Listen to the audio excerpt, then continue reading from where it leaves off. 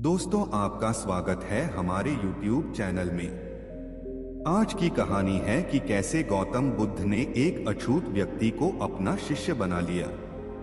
कहानी शुरू करने से पहले आपसे अनुरोध है कि वीडियो को एक लाइक करके कमेंट में नमो बुद्धाय जरूर लिखें। तो चलिए इस कहानी को स्टार्ट करते हैं। एक समय की बात है, गौतम बुद्ध अपने भिक्षुओं के साथ नगर नगर गांव गांव घूमकर भिक्षा ग्रहण करते थे तथा लोगों को ज्ञान का मार्ग दिखाते थे। बुद्ध अपने भिक्षुओं के साथ भिक्षाटन के लिए किसी गांव की तरफ जा रहे थे। रास्ता थोड़ा सकरा था, बहुत से कांटे पत्थर रास्ते में पड़े थे। तभी अचानक बुद्ध के पैरों में कांटा लग गया। कांटा इतनी जोर से लगा कि चुभते ही रक्त की धार बहने लगी। बुद्ध के भिक्षुक जो उनके साथ भिक्षाटन के लिए जा रहे थे, रक्त को रोकने का प्रयास करते हैं और एक कपड़ा फाड़कर बुद्ध के पैर पर बांध देते हैं। गांव के बहुत से लोग इस घटना को देख रहे थे, जिनमें से ज्यादातर लोग ऐसे थे जो गौतम बुद्ध से ईर्ष्या करते थे।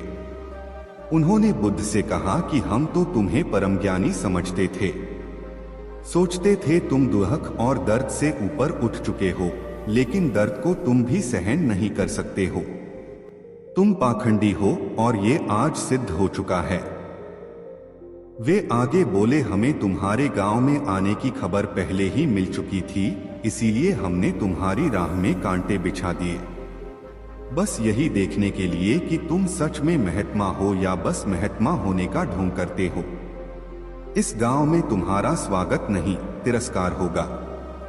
इस गांव में तुमको कोई भिक्षा नहीं मिलेगी। हम ढोंगी महात्मा को भिक्षा नहीं देते। लेकिन गांव वालों की ऐसी कड़वी बातें सुनने के बाद भी बुद्ध ने उन लोगों से अनुरोध किया कि कृपया करके मुझे इस गांव से भिक्षा लेने दो। गांव वालों ने बुद्ध का उपहास बनाते हुए कहा कि अगर तुम्हें भिक्षाटन के लिए इस गांव में आना है तो तुम्हें अपने रक्त की बलिदानी देनी होगी।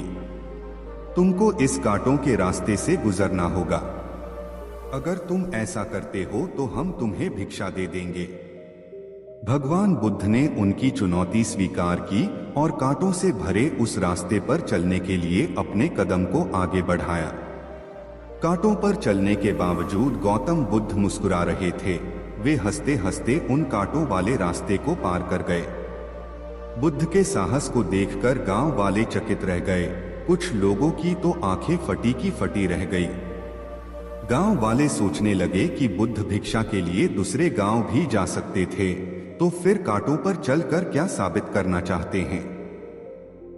गांव वाले बुद्ध के संदेश को इतनी जल्दी नहीं समझ पाए। यहाँ पर बात भिक्षा की नहीं बल्कि जीवन को बदलने की थी। गांव वालों की भीड़ में एक ऐसा लड़का भी था जो देखने में बिल्कुल फटेहाल, गंदा और मैला दिख रहा था। गांव वालों के साथ वह भी बुद्ध पर हो रहे अत्याचार को देख रहा था और बुद्ध पर हो रहे उस अत्याचार को देखकर वह बहुत दुखित हो गया और दौड़कर गया और बुद्ध के पैरों के सामने से कांटों को हटाने लगा। बुद्ध के ईर्ष्यालु उस लड़के को रोकने की कोशिश करते हैं और गांव से दाना पानी न देने की तथा गांव से बाहर निकाल देने की धमकी देने लगते हैं। लेकिन उस लड़के ने किसी की न सुनी और न ही अपने साथ होने वाले किसी अंजाम की परवाह की। वह बस बुद्ध के रास्ते से कांटों को हटाने में लग गया और बोला, हे भगवान, आप इन मुट्ठी भर लोगों की वजह से अपने आप को कष्ट मत दीजिए। आप गांव में प्रवेश कीजिए, बहुत सारे लोग आपको भिक्षा देने के लिए आतुर हैं। गौतम बुद्ध ने उस लड़के को अपने पास बुलाया और आशीर्वाद देने लगे। लेकिन जैसे ही बुद्ध आशीर्वाद देने के लिए हाथ बढ़ाते हैं, सुमित पीछे हट गया और बोला, हे भगवान, आप मुझे छूकर अपने आप को अपवित्र और दूषित न करें। महात्मा बुद्ध बोले, तुम अपने आप को दूषित क्यों कहते हो? स्पर्श से कभी कोई भी दूषित नहीं होता है। मनुष्य तो लोभ, लालच, घृणा, ईर्ष्या से दूषित होता है। तुम्हारे अंदर तो प्रेम भरा है। तुम तो प्रेम की मूर्ति हो। तुम दूसरों का सुख चाहते हो, तो फिर तुम अपवित्र कैसे हुए?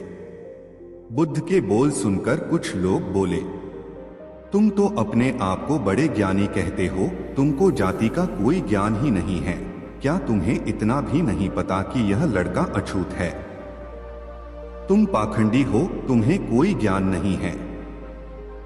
गौतम बुद्ध बड़े ही शांत भाव से कहते हैं, मानव से मानव की मानवता छीनना पाखंडी की निशानी है।